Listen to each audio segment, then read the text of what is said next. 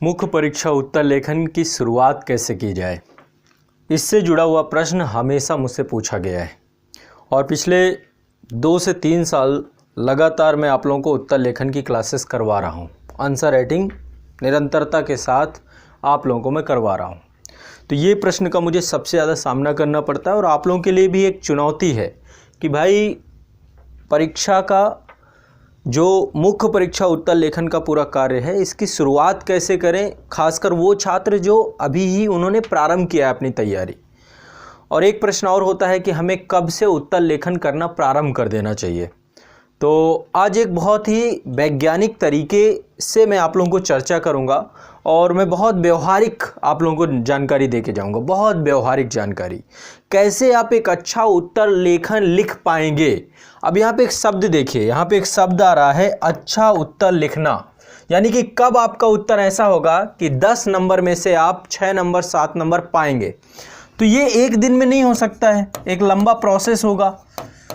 अच्छा उत्तर, किसी भी प्रश्न का अच्छा उत्तर, ये एक दिन की बात नहीं हो सकती किसी भी कारण से। एक लंबा प्रोसीजर होता है। कोई भी जो बहुत अच्छी आंसर राइटिंग करते हैं, जो बहुत अच्छा लिखते हैं, एक लंबे प्रोसीजर से गुजरते हैं।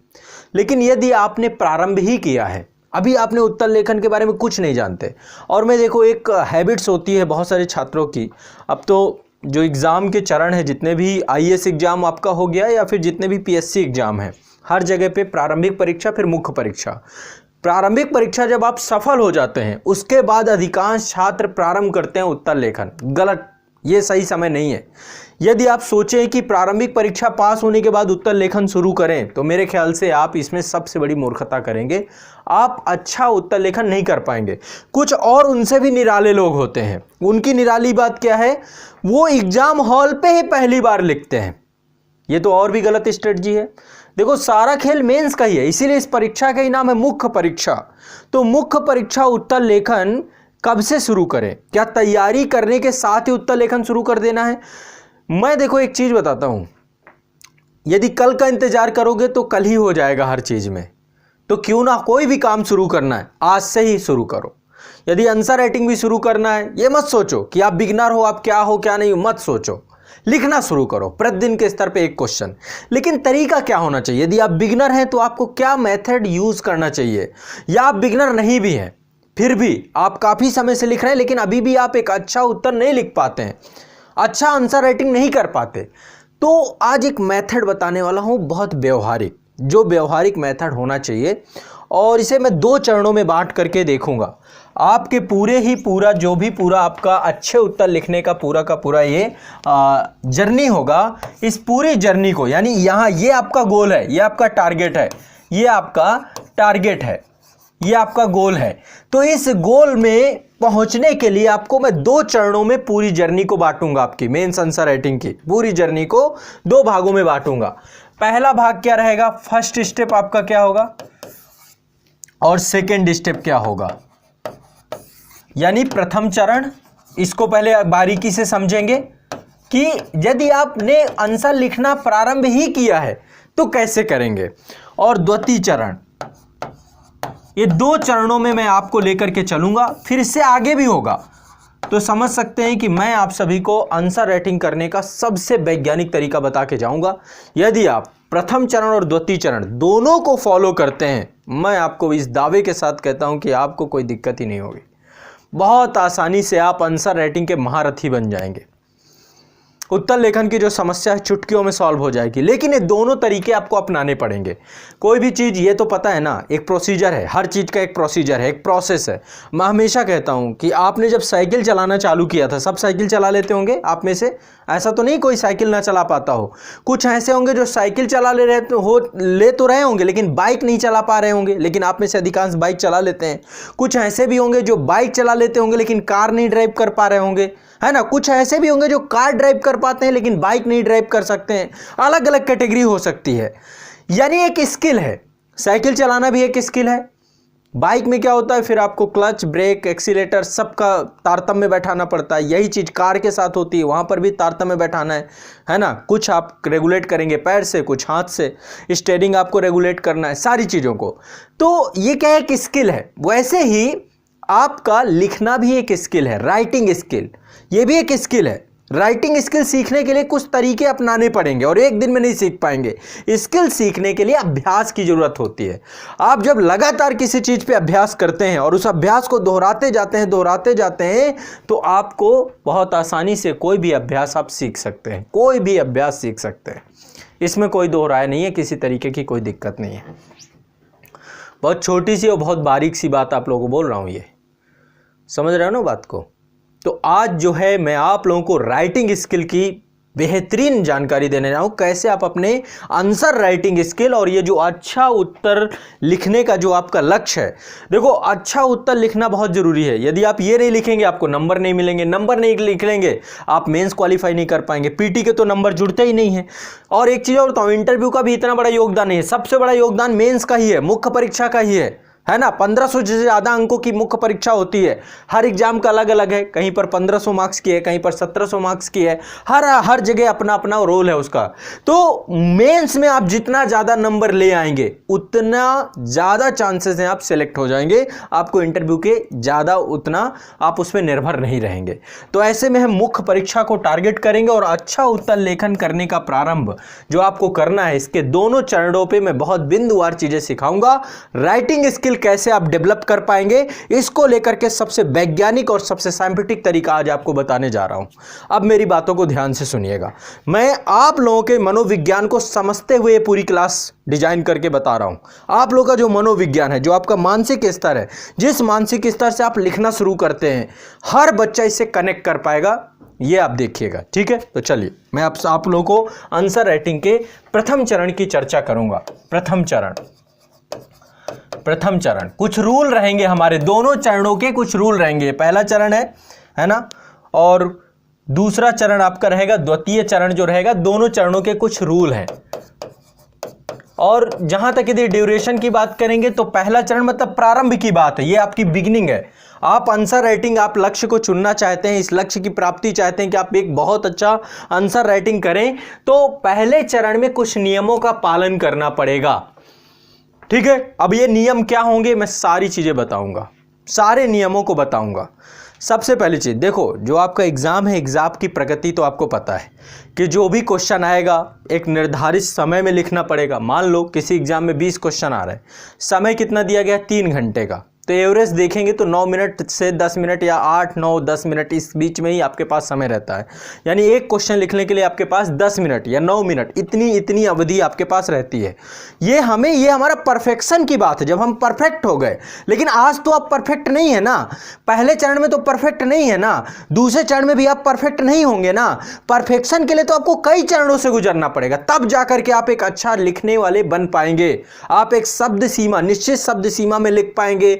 तो जब पहला चरण, आज आप यदि शुरू कर रहे हैं उत्तर लिखना, तो मेरे 2-3 गोल्डन रूल को आपको फॉलो करना है। पहला रूल क्या है, पहले चरण में यदि आज ही आपने आंसर राइटिंग लिखना चालू किया है और यार आज भी आपकी आंसर राइटिंग अच्छी नहीं है, तो ये पहले 2-3 नियमों को अपने दिमाग में बैठा लीजिए। पहले भूल जाइए, शब्द सीमा से आपको कोई मतलब नहीं है। No word limit, word limit से आपको कोई मतलब नहीं है। शब्द सीमा से आपको कोई लेना देना नहीं है। अभी पहले चरण में आपको शब्द सीमा भूल जाना है कि 200 शब्दों में लिखना है कि 150 शब्दों में लिखना है। पहले चरण में कोई शब्द सीमा नहीं होनी चाहिए आपके क्वेश्चन को लेकर के। दूसरा, टाइम भूल जाना है आपको कि मैं 5 मिनट में लिखूंगा, 10 मिनट में लिखूंगा, 15 मिनट में लिखूंगा। टाइम लिमिट को भी भूल जाना है। पहले तो सीखना है ना हमें चीजों को, तो कैसे हो सकता है। तो परफेक्शन की बात होती है कि 9 मिनट में आप किसी क्वेश्चन को लिख पाएंगे, यह अभ्यास की बात होती है। तो पहले आपको यह दिमाग से हटा देना है कि मुझे टाइम लिमिट में लिखना है। कोई बाउंडेशंस आपके पास नहीं होनी चाहिए, किसी भी तरीके से कोई बाउंडेशन नहीं होनी चाहिए।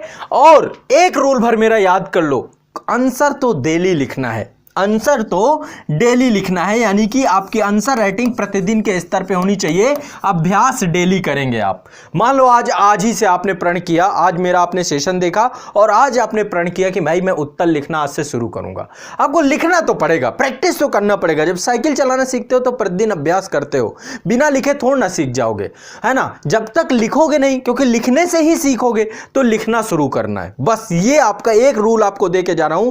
पहले चरण में, पहला चरण की मैं ड्यूरेशन आपको बताऊं, लगभग 1 से 1.5 महीना, है ना। 45 दिन की मान लो मैक्सिमम ड्यूरेशन है, बता रहा हूं 30 से 45 दिन का पहला चरण है आपका। पहला चरण जब आपको कुछ नहीं आता, आपको पता भी नहीं, आपने कभी लिखा ही नहीं, ग्रेजुएशन में भी लिखा तो बस वही कहीं पे छाप आए, कहीं कुछ पढ़ लिया छाप आए, नकल करके पास हो, कुछ भी किया हो। लेकिन अब यूपीएससी की बात है, यूपीएससी में आपको अपने मस्तिष्क का विकास करना पड़ेगा। आपने अभी तक कुछ नहीं लिखने का अभ्यास किया, अब लिखने का अभ्यास शुरू करना होगा। तो मैं आप सभी को लिखने के कुछ तरीके देके जा रहा हूं, बस मुझे प्रतिदिन एक क्वेश्चन आपको लिखना होगा। ठीक, पहले तो कुछ ये आपको 3-4 चीजें दिमाग में बैठा लेनी है। पहले चरण में no word limit, no time limit, daily practice.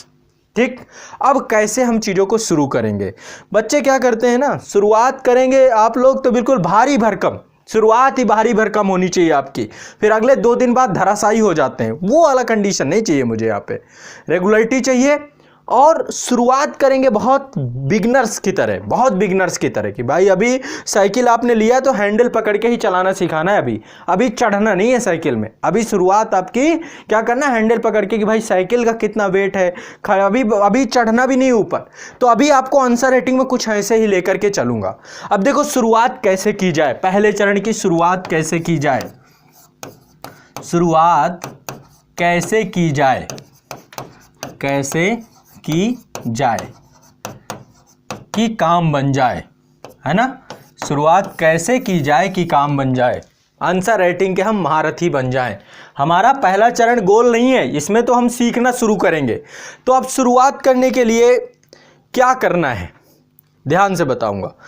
अब ये किसके किसके लिए बेनिफिट होगा, जितने भी छात्र हैं, जो भी सिविल सर्विसेज की तैयारी कर रहे हैं, आईएएस एग्जाम, किसी भी यूपीपीएससी एग्जाम, किसी भी एग्जाम की आप तैयारी कर रहे हैं, एमपीपीएससी कर रहे हैं, जहां पे लिखित है, बीपीएससी में लिखित है, एमपीपीएससी में लिखित है, यूपीपीएससी में लिखित है, जहां जहां लिखित है, जहां आपको ऐसे तक लिखना है, हर जगह के लिए रूल अप्लाई होता है आपका, हर जगह के छात्रों के लिए बहुत इंपॉर्टेंट है। कोई भी एग्जाम दे रहे हो आप, जहां पे आपको लिखना है, यहां तक कि मैं कहता हूं यदि ग्रेजुएशन कर रहे हैं तो भी आपको लिखना है, वहां पे भी जाके एकेडमिक लिखेंगे ना, मास्टर कर रहे हैं तो भी लिखना है, सब के लिए एप्लीकेबल है। मैं एक अच्छा उत्तर लिखना आपको सिखाऊंगा। यहां तक कि जो बच्चे 10th-12th करते हैं वो भी लिखते ही है उत्तर, उनके लिए भी सिखा रहा हूं, सब के लिए सिखा रहा हूं कैसे लिखें। ठीक, अब चलिए कैसे करना है ध्यान से समझने का प्रयास करेंगे। शुरुआत करने के लिए पहले तो प्रश्न आपको रैंडम उठाना है, आपको एक प्रश्न लेना है। प्रश्न कोई भी हो सकता है। मान लीजिए आपने न्यूज़ पढ़ा, अभी हाल फिलहाल में अमेरिका के राष्ट्रपति का चुनाव हुआ है, हाल फिलहाल में बहुत सारे घटनाक्रम हैं, कोई भी घटनाक्रम आप देखते हैं, कोई आपके आसपास का कोई छोटा सा घटनाक्रम देख लें, महिला सशक्तिकरण पे कोई भी टॉपिक जो आपने अभी पढ़ा हो सिलेबस में, कुछ भी एक क्वेश्चन लीजिए, कोई भी आसान सा क्वेश्चन लीजिए, बहुत कठिन क्वेश्चन नहीं लेना, एक आसान सा क्वेश्चन लेना है आपको, बहुत ईजी क्वेश्चन लेना है। ध्यान से समझिएगा मेरी बात को, अब मैं स्टेप बाय स्टेप आपको बताऊंगा। पहला चरण है, एक आप प्रश्न लेंगे, कोई भी प्रश्न जिसका उत्तर आपको लिखना ना, कोई भी प्रश्न, ये मत सोचे कहां से प्रश्न उठाऊं, कहां से क्या लिखूं, ये पहले चरण की चीज नहीं है। पहले चरण में तो आपको सिर्फ एक कोई भी प्रश्न बनाइए, खुद से बना लीजिए, कहीं भी आपको मिल जाए वहां से ले लीजिए, सिंपल आसान कोई भी क्वेश्चन उठा लीजिए, बहुत टिपिकल और क्वेश्चन नहीं लेना है, आसान सा क्वेश्चन लीजिए, एक लाइन में कोई हो जो इजीली आप समझ पाए। ठीक, क्वेश्चन लेने के बाद आपको क्या करना है, अगला काम होता है कि आपको सावधानी पूर्वक प्रश्न को पढ़ना है। अगला काम है, जब भी आप कोई भी प्रश्न लिखने के लिए शुरुआत कर रहे हैं तो सावधानी पूर्वक उस प्रश्न को पढ़ना है।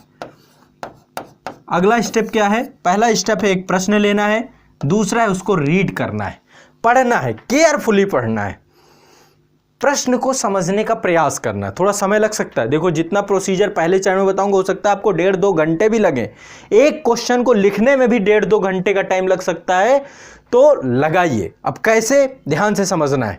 तो एक प्रश्न लेना है, फिर उसको पढ़ना है, केयरफुली पढ़िए, और केयरफुल पढ़ने के बाद उस प्रश्न में जो टॉपिक हो, हर एक क्वेश्चन में कोई ना कोई टॉपिक होगा, बिना टॉपिक के नहीं होगा, वो क्वेश्चन किसी ना किसी टॉपिक से तो पक्का पूछा गया होगा, तो आइडेंटिफाई करिए। अगला है पहचानिए, अगला काम करना है, पढ़ने के बाद पहचानिए कि वो क्वेश्चन किस टॉपिक से पूछा गया है, यानी उसका टॉपिक पहचानना है आपको, किस टॉपिक से पूछा गया है। मान लो राष्ट्रपति के चैप्टर से कोई भी, राष्ट्रपति के ऊपर कोई भी क्वेश्चन पूछा गया है कि राष्ट्रपति की अध्यादेश जारी करने की शक्ति पूछ सकता है, कुछ भी हो, अब बहुत सारी चीज़ें, अब तो क्वेश्चन बहुत ऐसे आते हैं आयोग में कि आपको उनको पढ़ने पर यदि आप केयरफुली नहीं पढ़ पाए तो सही उत्तर क्या देना होगा आप दे ही नहीं पाओगे। लंबे चौड़े क्वेश्चन आते हैं, तो इन्फॉर्मेशन बेस्ड क्वेश्चन आते हैं, उसमें इन्फॉर्मेशन भी दी होती है और बाद में क्वेश्चन पूछा गया होता है। तो अब प्रकृति बदल रही है, लेवल बदल रहा है, लेकिन पहले चरण में आपको क्या करना है, टॉपिक पहचानना है बस कि क्वेश्चन का टॉपिक क्या है। और जब आप प्रश्न पढ़ रहे हो तो प्रश्न को पढ़ने के बाद उसको अंडरलाइन करना है, 3-4 कीवर्ड जो आपको लगे कि शायद इसका उत्तर मुझे लिखना हो सकता है ना। तो आप साथ साथ अंडरलाइन भी कर लें क्वेश्चन को लेकर के। आगे चल के मैं अभ्यास भी कराऊंगा इसी स्तर पे, कुछ अभ्यास भी आपको करवा दूंगा, लेकिन अभी पहले समझिए कि पहले चरण में आपका क्या प्रोसीजर होगा। स्टेप बाय स्टेप आप ये प्रोसीजर लिख भी सकते हैं और इनका फिर लगातार अभ्यास आप करेंगे, ठीक है। तो पहले एक प्रश्न लेना है, प्रश्न को अच्छे से पढ़ना है, फिर प्रश्न को पहचानना है कि इसका टॉपिक क्या है और क्वेश्चन को अंडरलाइन करना है, ठीक। क्वेश्चन के जो आपको लगता है कीवर्ड्स हैं, जिन कीवर्ड्स का आपको उत्तर देना है, तो आप क्या करेंगे, उनको अंडरलाइन कर लेंगे। अब आपके साथ कंडीशन ये हो सकती है कि जो टॉपिक पे क्वेश्चन पूछा गया है, हो सकता है कि आपको वो आता हो सकता है आपको नहीं आता हो, दोनों कंडीशन हो सकती हैं। आपने उस टॉपिक के बारे में कभी पढ़ा हो या कभी ना पढ़ा हो, दोनों कंडीशन हो सकती है। मैं कह रहा हूं दोनों कंडीशन में भी आपको क्या करना है, इस टॉपिक को बुक में जाना है, बुक में सर्च करना है कि बुक में कहाँ दिया गया है टॉपिक। बुक में, इंटरनेट से, जो स्टडी मटेरियल है आपका, कहीं से भी आपको इस टॉपिक को क्या करना है, सर्च करना है, ढूंढना है, चाहे आपको आता हो चाहे नहीं आता हो, कोशिश ये करना है, ठीक है। आता भी है तो भी आपको पढ़ना है, नहीं आता है तो भी आपको पढ़ना है। सर्च करिए, कलेक्ट करिए फैक्ट, तथ्यों को ढूंढिए कि कहां पर इस क्वेश्चन के, इस टॉपिक के फैक्ट आपको मिलेंगे। किताब में मिल सकते हैं, किसी भी सेशन में मिल सकते हैं, नोट्स में मिल सकते हैं, स्टडी मटेरियल मिल सकते हैं, इंटरनेट में तो सब मिलना है, पूरा वर्ल्ड समाहित है उसमें। तो अगला काम आपको क्या करना है, अगला चरण क्या है आपका, फैक्ट कलेक्ट करना है, कलेक्शन करना है, तथ्य इकट्ठे करना है, और एक तरीके से कह सकते हैं एक तरीके नकल करना है ना, कॉपी करना है, कहीं से भी इसके फैक्ट को कॉपी करना है। और जब आप ये पूरे फैक्ट इकट्ठा करेंगे, इन फैक्ट का रट्टा मारना है, याद करना है, इन्हें क्या करना है, याद करना है, इस टॉपिक को याद करना है। इसीलिए कह रहा हूं इस प्रोसीजर में टाइम लगेगा, हो सकता है आपको 1 घंटे 1.5 घंटे भी लगे, लेकिन आपका इतना बड़ा काम हो जाएगा कि आप भी खुश हो जाएंगे कि सर क्या बात हो गई। आपने भी शायद कभी इस चीज को सही तरीके, जो मैं कहता जाऊं बस आपको हूबहू उसका पालन करना है, करके देखिए। मैं आपको पहला चरण 30 दिन की बात कर रहा हूं, 30 से 45 दिन, दूसरा चरण आपका 2 महीने का होगा, तीसरे महीने में फर्राटे से आप लिखेंगे, कोई नहीं आपको रोक पाएगा। 3 महीने का प्रोसीजर देके जाऊंगा, जो इन 3 महीनों का काम कर लेगा, मैं गारंटेड बताता हूं आप बहुत अच्छे राइटर हो जाएंगे, बहुत बढ़िया कुछ भी लिख सकेंगे। एक बार साइकिल चलाना सीख जाते हैं तो फिर क्या होता है, हाथ छोड़ के भी चलाते हैं। एक बार बाइक भगाना छोड़ दिया, हाथ छोड़ के भी भगाते हैं। क्यों? कॉन्फिडेंस आ जाता है, आत्मविश्वास आ जाता है, इतना अभ्यास कर चुके होते हैं कि चीजें पता है, आइडिया है, बैलेंस बनाना चालू कर देते हैं। फिर एक बार लिखना सीख गए, फिर कोई भी टॉपिक होगा उस पर कुछ ना कुछ लिख पाओगे। एक बार यदि आप बोलना सीख गए तो चाहे जो टॉपिक दे दो आप कुछ ना कुछ तो बोल ही जाओगे, बहुत ज्यादा टफ भी होगा तो भी लिख पाओगे। तो पहले हमें राइटिंग स्किल सीखना है। अब क्या करना है, पहले क्वेश्चन एक लेना है, फिर उसको पढ़ना है, फिर आइडेंटिफाई करना है, टॉपिक पता करना है, अंडरलाइन साथ साथ करते जाना है कि क्या क्या कीवर्ड है, मतलब 1-2 कीवर्ड हैं। इसके बाद उसको याद करना है, बुक में उसके टॉपिक को देखना है, फैक्ट इकट्ठे करने हैं और फिर उन फैक्ट को याद कर लेना है। एक बार जब वो आपके याद हो जाए फैक्ट, फिर इसके बाद क्वेश्चन को दोबारा पढ़ना है। क्या करना है, क्वेश्चन को दोबारा पढ़ना है, अगेन पढ़ना है, ठीक। क्योंकि अब आप लिखने के प्रोसीजर पे जाएंगे। आपने क्वेश्चन बना लिया, पढ़ा, क्वेश्चन को पढ़ने के बाद पहचाना कि इसका टॉपिक क्या होगा, फिर बुक से उसके फैक्ट इकट्ठे किए, फैक्ट इकट्ठा करने के बाद उनको याद किया। अब इसके बाद बुक बंद करके रख दी। बुक क्या किया, बंद करके रख दिया। फैक्ट आपने इकट्ठे किए थे, फैक्ट कहीं पे लिखते भी जाइए एक जगह पे, है ना। आप फैक्ट लिख भी सकते हैं कि भाई ये फैक्ट होगा, ये इसमें ये डाटा डाला जाएगा, ये डाटा डाला जाएगा। और इसके बाद आप उसको क्या है, बुक को बंद कर दीजिए, अगेन क्वेश्चन को पढ़िए कि क्वेश्चन में क्या पूछा जा रहा है, ठीक। और जब आप अगेन इसको पढ़ेंगे तो आपको एक रफली आइडिया होगा, जितने भी फैक्ट आपने इकट्ठे किए हैं, जितने भी तथ्य आपने इकट्ठे किए हैं, इन तथ्यों को एक सीक्वेंस में लगाइए, एक क्रम में लगाइए। आप जितने भी फैक्ट हैं इनको आप सीक्वेंस में लगाइए, एक क्रम में इनको क्या करिए, एक पूरे माले में पिरोने का प्रयास करिए। ठीक है, कि फैक्ट को मतलब एक क्रम से बिंदुवार आप लिख सकते हैं। ठीक है, मान लीजिए कोई जो टॉपिक आपने पढ़ा उसके फैक्ट को 3 4 5 पॉइंट तो कम से कम आप जो है उनको क्रम से लिख लीजिए। ठीक, पहला पॉइंट लिख लिया, दूसरा पॉइंट लिख लिया, तीसरा पॉइंट। ये बात तब थी जब आप फैक्ट को इकट्ठा कर रहे थे, सर्च कर रहे थे, तो आप क्या करेंगे, फैक्ट लिखते चले जाएंगे। ठीक है, जो भी आपके क्वेश्चन का टॉपिक था उसके फैक्ट आपने एक जगह पे 5 6 पॉइंट 7 पॉइंट 8 पॉइंट जो भी आपने बनाने हैं बना लिया। ठीक, बनाने के बाद अब आपको करना क्या है, पॉइंट वाइज इसको आपने बना लिया। ठीक है, पॉइंट वाइज आपने इसको लगा लिया। लगाने के बाद अब अगला चरण क्या होता है, क्वेश्चन को पढ़ने के बाद आप एक प्राथमिकताएं तय करेंगे कि किस पॉइंट को ऊपर आना चाहिए, किस पॉइंट को नीचे जाना चाहिए, किस पॉइंट को ऊपर। तो एक तरीके से एक प्रायोरिटी सेट करेंगे, एक प्राथमिकता सेट करेंगे कि किस बिंदु को मुझे पहले लिखना है और किस बिंदु को ऊपर लिखना है। तो इसी में एक सीक्वेंसिंग डाल सकते हैं कि ये पहले नंबर पे पहले इसे लिखूंगा, फिर इसे लिखूंगा, फिर इसे लिखूंगा, फिर इसे लिखूंगा। एक यहाँ पे नंबरिंग डाल दीजिए फैक्ट में ही, बिंदु में ही, कि पहले मुझे ये पॉइंट लिखना चाहिए, फिर मुझे अपने हिसाब से सब खुद ही करना है। पहले मुझे ये लिखना चाहिए, फिर मुझे ये लिखना चाहिए, फिर मुझे ये लिखना चाहिए, फिर मुझे ये लिखना चाहिए, फिर मुझे ये लिखना चाहिए। आप एक सीक्वेंस क्रिएट करिए। ठीक, समझते जाइए। फिर से मैं आपको सारे चरण बता रहा हूं। सबसे पहला चरण है, एक क्वेश्चन लीजिए, न्यूज से उठा सकते हैं, कहां जहां से उठाना हो। अगला चरण है उसको पढ़िए, आइडेंटिफाई करिए उसके टॉपिक को, अंडरलाइन करिए कीवर्ड्स को। कीवर्ड को आपको अंडरलाइन करना है, कीवर्ड जो है उसके उनको क्या करना है, अंडरलाइन करना है, आपको अंडरलाइन करना है। इसके बाद वो जितने भी फैक्ट हैं उन फैक्ट को क्या करना है, याद करना है, रटना है, पढ़ना है। और याद करने के बाद अगला काम करना है आपको, अगला काम करना है, जितने भी फैक्ट थे उनको आपने लिख लिया होगा, उनको एक सीक्वेंस में तय करना है, एक सीक्वेंस बनाना है, उनको प्राथमिकता देनी है कि किस पॉइंट को पहले लिखेंगे। फिर इसके बाद अगेन क्वेश्चन पढ़िए, अगेन क्वेश्चन पढ़िए, फिर से क्वेश्चन पढ़िए, और क्वेश्चन पढ़ने के बाद लिखना शुरू करिए। प्रायोरिटी सिलेक्शन आप दे देंगे तो लिखना शुरू करिए। ठीक है, यहां पे क्योंकि आपने तय कर लिया है क्या पहले लिखेंगे क्या बाद में लिखेंगे, इन्हीं पॉइंट को लिखना शुरू करिए। लेकिन जो भी लिखे अपने शब्दों में लिखिए, जो भी लिखे अपने शब्दों में लिखने का प्रयास करिए। अब देखो, कोई भी क्वेश्चन आप लिखते हो, क्वेश्चन में 3 चीजें तो होती हैं। पहले तो होता है इंट्रो। किसी भी क्वेश्चन में सबसे पहले आपको मिलेगा इंट्रो। आप जो टॉपिक होता है, जो भी आप टॉपिक आपने पहचाना, आइडेंटिफाई किया है, उस टॉपिक का पहले, उसी टॉपिक को हम 2 से 3 लाइनों में लिखते हैं। पहले 2 से 3 लाइन उस टॉपिक के बारे में जानकारी देनी होती है। ठीक, इसको कहते हैं इंट्रोडक्शन। 2 से 3 लाइन होता है, ज़्यादा नहीं होता। देखो, क्वेश्चन लिखने में आप इसको दोनों तरीके से लिख सकते हैं। आप इसको पैराग्राफ में भी लिख सकते हैं, पैरा में भी लिख सकते हैं, इसको आप पॉइंट वाइज भी लिख सकते हैं। आज के टाइम पे दोनों का मिश्रण हो गया है। लोग पॉइंट में, स्टूडेंट पॉइंट में भी लिखते हैं, पैराग्राफ में भी लिखते हैं। दोनों गलत नहीं है, दोनों सही हैं। आप क्वेश्चन को समझिए, आप पैराग्राफ में भी लिख सकते हैं, पॉइंट में, या फिर कुछ बच्चे पैराग्राफ और पॉइंट दोनों को मिक्स कर देते हैं। एक पैराग्राफ लिखा फिर कुछ पॉइंट लिख दिए, फिर एक पैराग्राफ लिखा फिर कुछ पॉइंट लिख दिए, तो ये भी आप कर सकते हैं। ठीक है, तो आपको सबसे पहले इंट्रो लिखना है, इंट्रो के बाद मेन बॉडी लिखना है, मेन बॉडी। ठीक, जो उसकी, जो क्वेश्चन के जो डिमांड है, जो मांग है, जो क्वेश्चन जो आपको नंबर दिलाएगी, तो मेन बॉडी भी आपको लिखना है। ठीक है, और मेन बॉडी को कोशिश करिए 2 भागों में बांट दीजिए।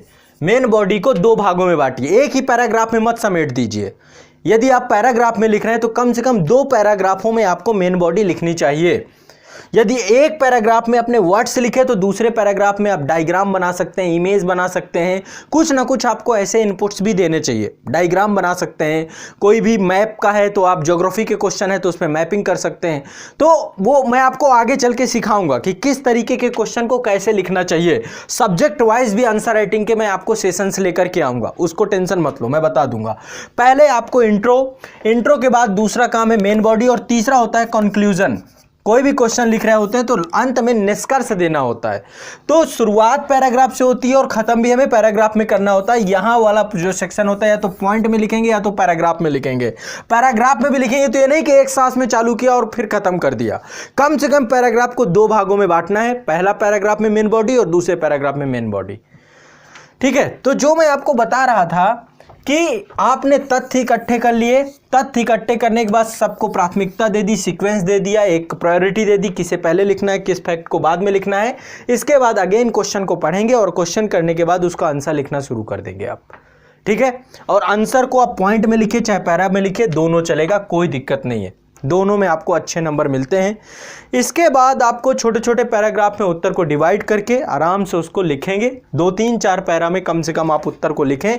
और इसके बाद जब आप पूरे उत्तर को लिख लेंगे, जब पूरे उत्तर को, यहाँ पे ना तो कोई वर्ड लिमिट है ना तो कोई टाइम लिमिट है, इस बाउंडेशन से आप परे हैं। पहले चरण में कोई बाउंडेशन नहीं है। आप 200 शब्दों के क्वेश्चन को 300 में लिख रहे हैं, 400 में लिख रहे हैं, कम में लिख रहे हैं, जो लिखना पहले शुरू करना है। शुरुआत में कोई रूल नहीं है, अभी कोई रूल नहीं है, पहले तो अभ्यास करिए, लिखना शुरू करिए।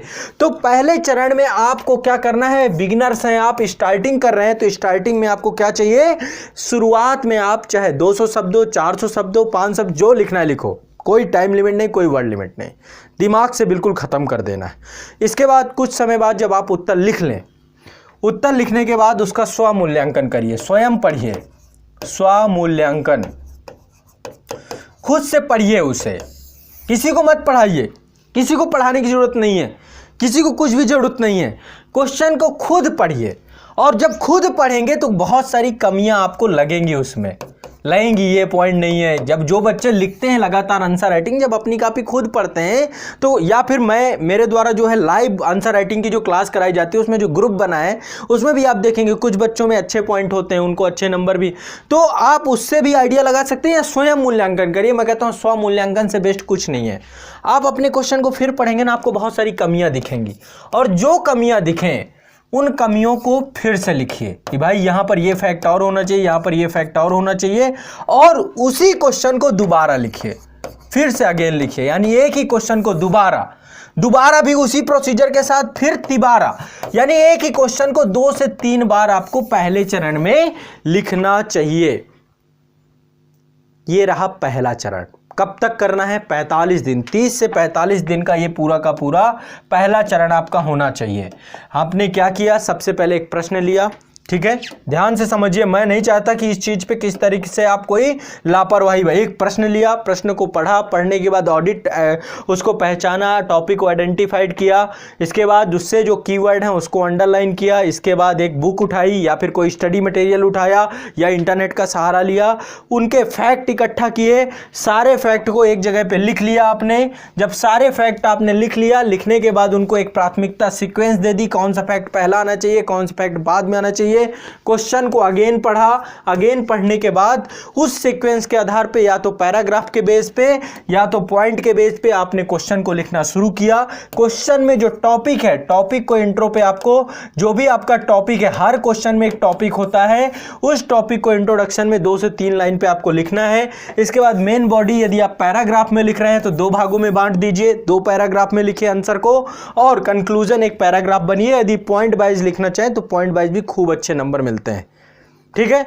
और इसके बाद जब आप आंसर लिख लें, कोई टाइम नहीं है इसमें, कोई टाइम बाउंडेशन नहीं है, कोई जितना 2 घंटे 3 घंटे समय लेना है लिखिए। शुरुआत करना है भाई, आप पहले दिन से एक्सपर्ट कैसे बन जाएंगे? आप लोगों को क्या लगता है पहले दिन से ही आप धुरंधर बन जाए? सवाल ही नहीं उठ सकता।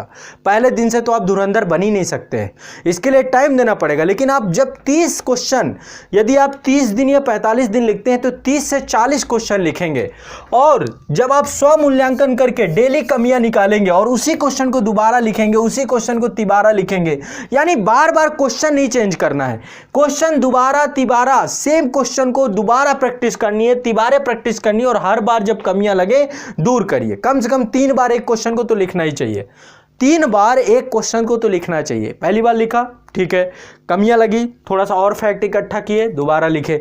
नकल नहीं करना है, यहाँ पे मैं फैक्ट इकट्ठा करने की बात कर रहा हूं तो वो उसमें नकल नहीं सम्मिलित है, फैक्ट को याद भी करना है ना आपको, याद करके फिर प्रयास करिए चीज़ों को। नकल की आदत डालेंगे तो फिर आप बहुत गलत हो जाएंगे, यूपीएससी जैसे एग्जाम पे संभव नहीं है, क्योंकि हर बार क्वेश्चन का जिस तरीके से, मैं चाहता हूं आंसर राइटिंग स्किल सीखें बस, फिर इसके बाद जो क्वेश्चन आएगा आप लिख पाओगे, कोई दिक्कत नहीं होगी, थोड़ी बहुत जानकारी होगी, आपके पास तरीका आ जाएगा लिखने का। तो पहले चरण में आपको ये चीज़ को दोहराना है और लगभग 30 से 40 क्वेश्चन जो है 30 से 45 दिन में आप लिखेंगे लगातार।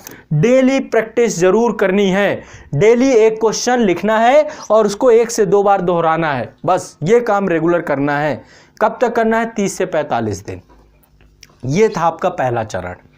ये बात थी आपके पहले स्टेज की, और पहले स्टेज के जो रूल मैंने आपको बताए थे, no time limit, no word limit, daily answer writing, है ना, ये ध्यान रखना है।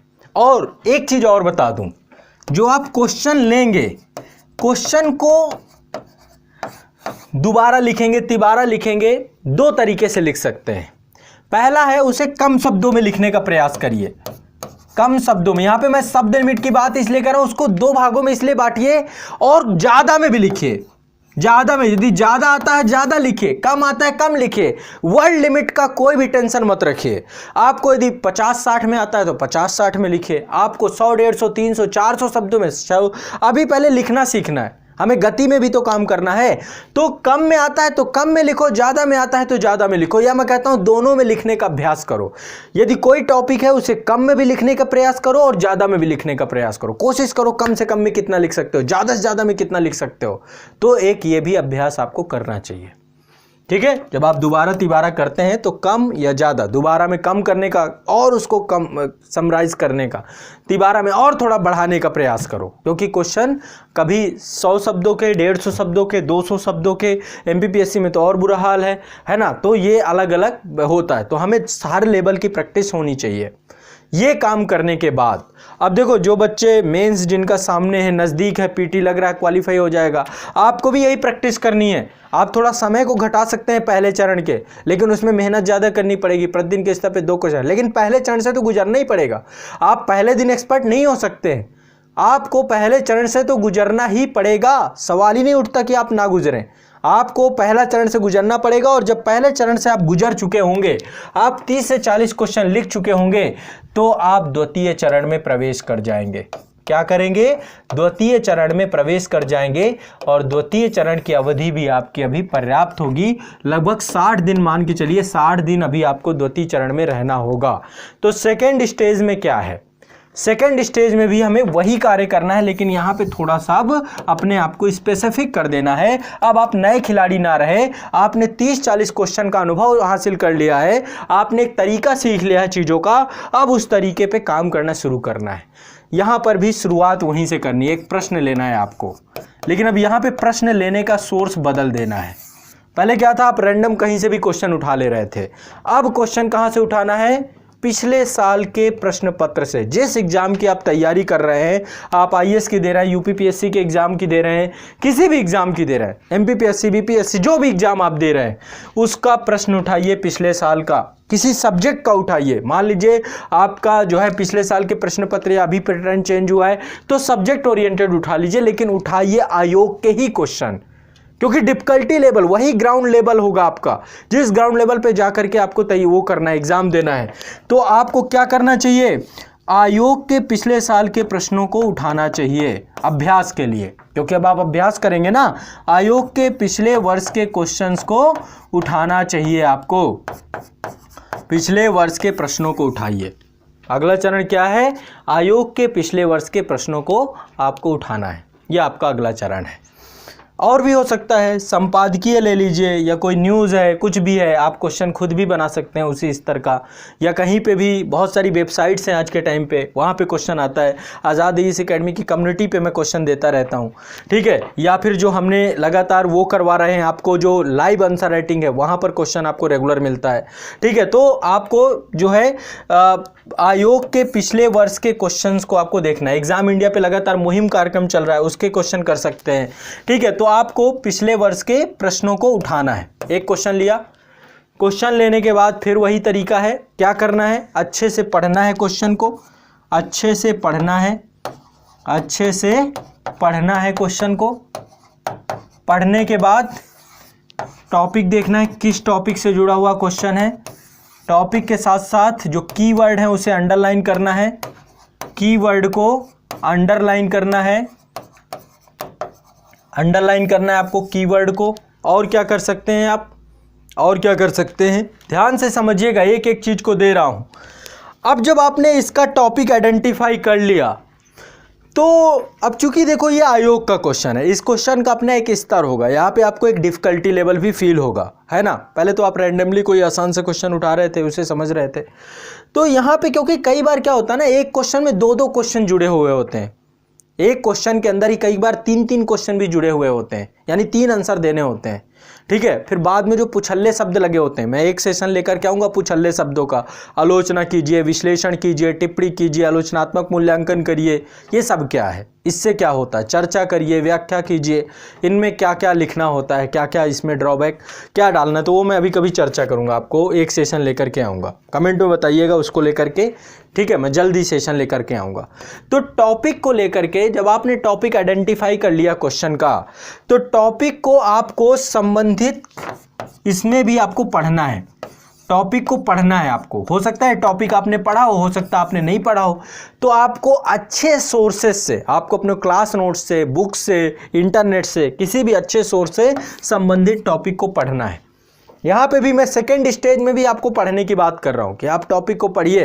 क्या लिखेंगे, जब तक आपको आता ही नहीं क्या लिख लोगे, ये बताओ, क्या लिख लोगे, कहाँ से लिख लोगे, जब आता ही नहीं है, जब पता ही नहीं है आपको, अभी आपके पास राइटिंग स्किल भी नहीं है कि अच्छी राइटिंग स्किल हो, बिना जानकारी के कोई कुछ भी लिख लेगा क्या, ये बताइए, है ना।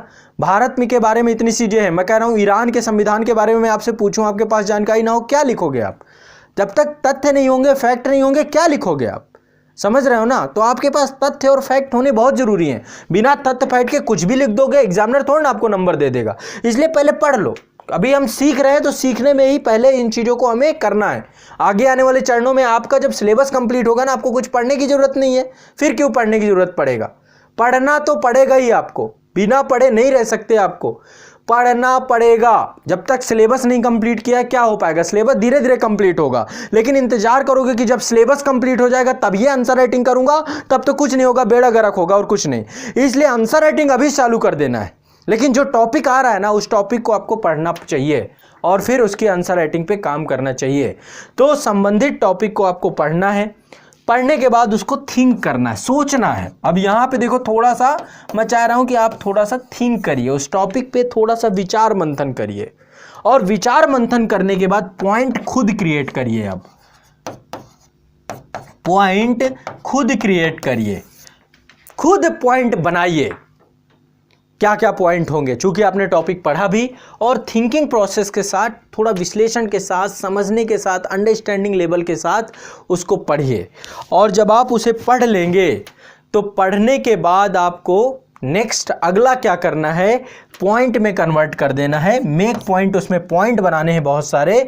और जब आप पॉइंट बनाएंगे, पॉइंट बनाने के बाद आप फिर से प्राथमिकता तय करेंगे कि किस पॉइंट को मुझे ऊपर लिखना है ना। जैसे कि मैंने बताया पहला पॉइंट है, ठीक है, मान लीजिए ये पॉइंट है आपके, ये पॉइंट है आपके, ठीक है, ये पॉइंट हैं आपके जो आपने पॉइंट पढ़े उस टॉपिक को लेकर 10 से 12 पॉइंट, तो आप फिर प्राथमिकता देंगे, इसे पहले लिखना है, इसे दोबारा लिखना है, फिर इसे ऊपर लिखना है, इसे यहाँ लिखना है, इसे यहाँ लिखना है, ठीक है। तो ऐसे करके आप प्राथमिकता एक सीक्वेंस बांध देंगे कि पहले ये पॉइंट लिखना है, फिर ये पॉइंट लिखना है, फिर ये पॉइंट लिखना है, फिर ये पॉइंट लिखना है। कैसे पता चलेगा, क्वेश्चन पढ़ने के बाद कि क्वेश्चन की डिमांड क्या है, नीड क्या है, उसी से आप प्रायोरिटी सेट करेंगे। और फिर वही बात है कि जो आप आंसर राइटिंग करेंगे या तो पॉइंट में करेंगे, पॉइंट बाय लिखेंगे, या पैराग्राफ के लेवल पे लिखेंगे, पैराग्राफ के लेवल पे लिखेंगे। और जैसा कि मैंने आपको बताया कि इंट्रोडक्शन आपका जो टॉपिक है उससे जुड़ी हुई 2 से 3 लाइनें, फिर मेन बॉडी यदि पैराग्राफ में लिख रहे हैं तो 2 पैराग्राफ में कम से कम लिखना है उसे, ठीक है।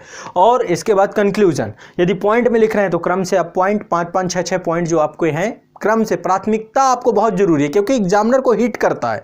पहला पॉइंट यदि सॉलिड नहीं हुआ तो बात बिगड़ जाएगी।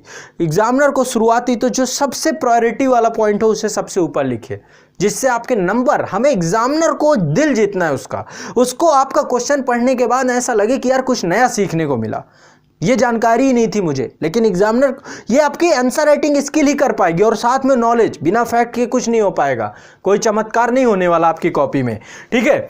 एक चीज़ ये रखना है। और इसके बाद आपको स्वमूल्यांकन, जब आप पैराग्राफ या पॉइंट में लिखेंगे उत्तर, इसके बाद स्वमूल्यांकन करिए। स्वमूल्यांकन करने के बाद कमियां ढूंढिए। अभी भी किसी और को नहीं देना कॉपी, स्वमूल्यांकन करना है। किसी और को कॉपी किस चरण में देना होगा मैं बताऊंगा।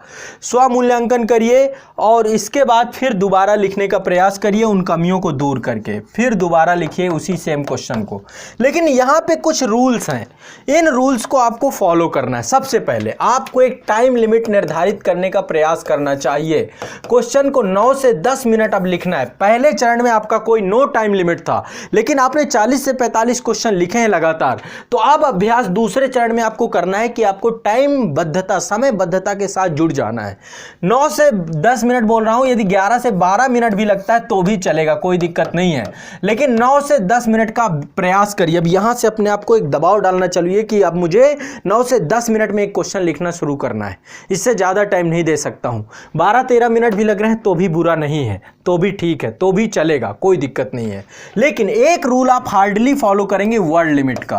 अब आप वर्ड लिमिट क्रॉस नहीं करेंगे। यदि क्वेश्चन 200 शब्द का है तो दूसरे चरण में आप 200 शब्दों में ही क्वेश्चन लिखेंगे। इसमें आप वर्ड लिमिट को फॉलो करेंगे। वर्ड लिमिट को आपको दूसरे चरण में फॉलो करना पड़ेगा। ठीक है। टाइम लिमिट की कोशिश करनी है, होता है तो ठीक है, नहीं होता तो भी कोई दिक्कत वाली बात नहीं है, लेकिन वर्ड लिमिट की आपको फॉलो करना ही पड़ेगा, बिना इसके काम नहीं चलेगा। आप यदि ये काम नहीं कर पाएंगे तो बात बिगड़ जाएगी। और अभ्यास आपको आयोग के पिछले साल के प्रश्न पत्रों को ही दूसरे चरण में करना है। आप कोई ऐरा गैरा कोई भी क्वेश्चन उठा के उसको, क्योंकि डिफिकल्टी लेवल अब आपके साथ जुड़ जानी चाहिए। टाइम लिमिट और वर्ड लिमिट पर ध्यान देना है और स्वमूल्यांकन ही करना है, अभी किसी और को कॉपी चेक नहीं करवाना है, और कमियों में फिर दोबारा लिखने का प्रयास करना है। और एक जो सबसे इंपॉर्टेंट चीज है, अपना उत्तर लिखने का मेथड विकसित करना है, खुद का। किसी का देख के उसका कॉपी नहीं करना है, ये ऐसे लिखता है तो बड़ा अच्छा लिख रहा है ना, ये टॉपर है तो ये इसने ऐसे लिखा है। आप यदि 10 टॉपर की कॉपी देखोगे ना, सबकी कॉपी अलग अलग दिखेगी आपको, सबकी मैच नहीं करेगी। तो आपको अपना, अब चूंकि इतने दिन हो गए आपको आंसर राइटिंग करते हुए, तो आपको अपना उत्तर लिखने का तरीका, कहीं पे आप पॉइंट में लिख रहे हैं, कहीं पैराग्राफ में लिख रहे हैं, कहीं डायग्राम भी बना रहे हैं, तो आपको अपना स्टाइल डेवलप करना है, खुद का अपना तरीका, कॉपी नहीं करना, नकल नहीं करना, एक यूनिक वे डेवलप करना है। समझ रहे हो ना, आपकी अकेली कॉपी नहीं चेक होनी, वहाँ पे बहुत सारे लोगों का कंपटीशन है। तो आपकी कॉपी में यूनिकनेस तब आएगा जब आप किसी की कॉपी को नकल करने का प्रयास नहीं करेंगे। तो आपको क्या करना है, अपना स्वयं का उत्तर लिखने का तरीका विकसित करना है, एक अपना तरीका, सेल्फ ऑन तरीका एक डेवलप करना है आपको, एक तरीका विकसित करना है आपको जो आपका खुद का विकसित किया गया हो आंसर राइटिंग का। यह भी ध्यान रखना है किसी और की कॉपी को आपको नकल नहीं करना। एक चीज और ध्यान रखिएगा, जब कभी भी आप आंसर राइटिंग करेंगे, एक आपको बहुत गोल्डन रूल देके जा रहा हूं, जब आप क्वेश्चन समाप्त करने की ओर जाएंगे, या फिर मैं कहूं कि निष्कर्ष या कंक्लूजन लिखने की तरफ जाएंगे, तो आप जब भी उत्तर लेखन को लास्ट लिखेंगे, एंडिंग करेंगे, तो उसको सकारात्मक व्यू पे खत्म करेंगे। आपका अंतिम लिखते समय उसका सकारात्मक व्यू पॉइंट होना चाहिए। आप निगेटिविटी के साथ क्वेश्चन के आंसर की एंडिंग नहीं करेंगे। आंसर जब आप लिखेंगे तो उसको पॉजिटिविटी में बदल देना है, चाहे जैसा भी क्वेश्चन हो, उसका निष्कर्ष सकारात्मक होना चाहिए। हमेशा कंक्लूजन पॉजिटिविटी में होना चाहिए, पॉजिटिव पॉइंट में होना चाहिए, सकारात्मक पॉइंट में होना चाहिए, नकारात्मक नहीं होना चाहिए, निराशावादी नहीं होना चाहिए। यह भी ध्यान रखना, नहीं तो इसमें भी नंबर कटते हैं। आपका निष्कर्ष हमेशा सकारात्मक होना चाहिए। एग्जामिनर को ये लगे कि हाँ सॉल्यूशन बेस्ड है ये पर्सन। आप एक प्रशासक बनने की सोच रहे हो ना, तो प्रशासक जो होता है, एडमिनिस्ट्रेटर जो होता है, ऑफिसर जो होता है, वो हमेशा सॉल्यूशन बेस्ड होता है, वो प्रॉब्लम बेस्ड नहीं होता है। वो हर प्रॉब्लम का सॉल्यूशन ढूंढने का प्रयास करता है। और एक जो सबसे महत्वपूर्ण चीज है, दूसरे चरण में भी प्रतिदिन आंसर राइटिंग करनी है, प्रतिदिन उत्तर लेखन करना है, जो कि लगातार 60 दिनों तक आपका चलेगा। ये आपके 2 चरण हैं, पहला चरण और दूसरा चरण। मैं आज आपको इतने ही तक गाइड करूंगा। आपको पता है आपकी आंसर राइटिंग जब आप करना ये चालू कर देंगे, इस 3 महीने के बाद आपके साथ क्या होगा।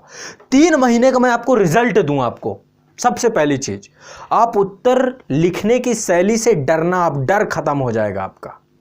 आपका थिंकिंग पावर बढ़ जाएगा, चीजों की सोचने की क्षमता बढ़ जाएगी। जो बच्चा इस 90 दिनों के प्रोसेस से गुजर जाएगा, पहले चरण और दूसरे चरण से, उसका थिंकिंग प्रोसेस बहुत तेज हो जाएगा, चीजों को सोचने की शैली बढ़ जाएगी, उसकी गति बढ़ जाएगी चीजों को, उसके दिमाग में थॉट्स आने चालू हो जाएंगे अपने आप, बहुत सारे थॉट्स आने चालू हो जाएंगे। करके देखिए, मैं करके बैठा हूं तब मैं आपको ये चीजें बता रहा हूं। आपके दिमाग में विचार आने की गति बढ़ने लगेगी, आपके पढ़ने की गति बढ़ जाएगी, आपकी रीडिंग स्किल तेज हो जाएगी। सच बता रहा हूं, आपकी रीडिंग स्किल, पढ़ने की स्पीड अपने आप बढ़ने लग जाएगी। आपकी लिखने की गति भी बढ़ने लग जाएगी। जब थॉट तेजी से आएंगे तो आप लिखेंगे भी उतनी तेजी से। सच बता रहा हूं, आप करके देखिए। 90 दिनों बाद आपके बहुत तेज स्पीड हो जाएगी, आपकी गति में, बहुत बच्चों की गति में परिवर्तन आया है जब से मैंने आंसर राइटिंग कराना चालू किया है। कितने बच्चों ने मतलब इस पे आंसर राइटिंग का डर खत्म हो गया, फोबिया खत्म हो गया, लिखने का डर। कोई भी क्वेश्चन मिलेगा एक अचानक से कैजुअल कि हाँ चलो मैं लिख सकता हूं, आपका अपना आत्मविश्वास बढ़ने लग जाएगा। आंसर राइटिंग को लेकर के आपका एक भरोसा और विश्वास बढ़ने लग जाएगा। और एक जो सबसे इंपॉर्टेंट चीज़ है, आपकी भाषा में एक बहुत अच्छी पकड़ हो जाएगी। हिंदी भाषा में आपको डेली, नित्य प्रतिदिन आप नए नए शब्दों को सीखेंगे और उन्हें लिखेंगे भी, तो आपकी अपनी लैंग्वेज में भी एक कमांड होगी। आपका जो है वोकैबुलरी, आपका शब्दकोश बढ़ जाएगा। तो आपको इस 90 दिनों के अंदर आपको आंसर राइटिंग के फोबिया से पूरी तरीके से मुक्ति मिल जाएगी। बाकी अभ्यास करिए, प्रतिदिन अभ्यास करिए। एक क्वेश्चन तो रेगुलर आज़ादी इस एकेडमी हम ही करवाते हैं। मुहिम कार्यक्रम मैंने यही चालू किया था कि आप सभी के लिए आंसर राइटिंग के फोबिया को समाप्त करने की एक मुहिम है, और निरंतर है, रेगुलर है, जब से प्रारंभ किया गया तब से निरंतर है। तो आपको ये 2 चरणों को फॉलो करना है मेरे। ये 2 चरण ही आपके आंसर राइटिंग क्या, आपका सब कुछ बदल देंगे, आपको आपकी सारी प्रॉब्लम का पूर्ण समाधान कर देंगे। और ना हो तो बताइएगा मुझे, कहिएगा कि सर हमने ये शुरू किया था और इसका कोई रिजल्ट नहीं निकला। मैं सच बता रहा हूँ, इसके बाद मैं तीसरा और अंतिम चरण, फाइनल चरण आपको बताऊंगा। और अभी आगे मैं आपको बहुत सारी, ये अभी कई एपिसोड आएंगे, आंसर को फ्रेम कैसे करना होता है, कैसे आपको मेन बॉडी में क्या लिखना है ना। फिर हर सब्जेक्ट की आंसर राइटिंग अलग होती है, हर सब्जेक्ट की भाषा शैली अलग होती है, हर सब्जेक्ट के हिसाब से पूरा जो है। फिर इसके बाद पुछल्ले शब्दों को कैसे जोड़ना है, कैसे निष्कर्ष लिखा जाता है अच्छा, कैसे अच्छा इंट्रोडक्शन लिखा जाता है, कैसे आपको जो है मेन बॉडी में किन क्वेश्चन को आप फैक्चुअल लिखें, किन क्वेश्चन को आप शुरुआत जो करेंगे थोड़ा सा हिस्टोरिकली करें। हर तरीके को क्वेश्चन को अलग अलग लिखने का मेथड है, कई मेथड आपको सिखा के जाऊंगा। और फिर आप देखेंगे कि आपका आंसर राइटिंग बहुत ही शानदार है और मेंस आपके लिए कोई डर की बात नहीं है। आपने जो पढ़ा है आप आसानी से उसे प्रेजेंट कर पाएंगे। भाई आपने इतना मेहनत की, इतना पढ़ा है, यदि आप उसे लिख ना पाए तो किस काम का? इस दिमाग भर में रख के क्या कर पाओगे? उसको आपको परोसना भी तो है, देना तो है, ज्ञान तो देने की चीज़ है ना। एग्जामिनर भी तो यही चाहता है कि भाई जितना ज्ञान है दीजिए उसे, अपने अंदर समेट के थोड़ा ना रखना है इस ज्ञान को, इसको विस्तृत देना है, आपको परीक्षा में देना है, बाकी लोगों को भी देना है। तो लिखना सीखना है। आने वाले समय आप संपादकीय लिखने लग जाओगे बड़े बड़े, बस आपका आंसर राइटिंग बेहतर हो जाए। तो अब ये 2 तरीके आपको सीख लेने हैं, पहला चरण और दूसरा चरण। और फिर मुझे बताइए, फिर फीडबैक दीजिए। 90 दिनों का चैलेंज दे के जा रहा हूं आप लोगों को। आपके जीवन में एक बड़ा परिवर्तन आए तो बताइएगा कि सर मैं बहुत व्यवहारिक धरातल पे बात करने वाला व्यक्ति हूं। कोई भी आपको मार्गदर्शन के स्तर पे जो भी दे के जाऊंगा, बहुत आम चीज दे के जाऊंगा। पहले दिन से कभी किसी की सही नहीं हो सकती, आपको एक प्रोसेस से एक टाइम देना पड़ेगा, ठीक है। तो चलिए इसका अभ्यास प्रारंभ करिए और इसका फीडबैक जरूर दीजिए। सभी छात्र फीडबैक जरूर देंगे।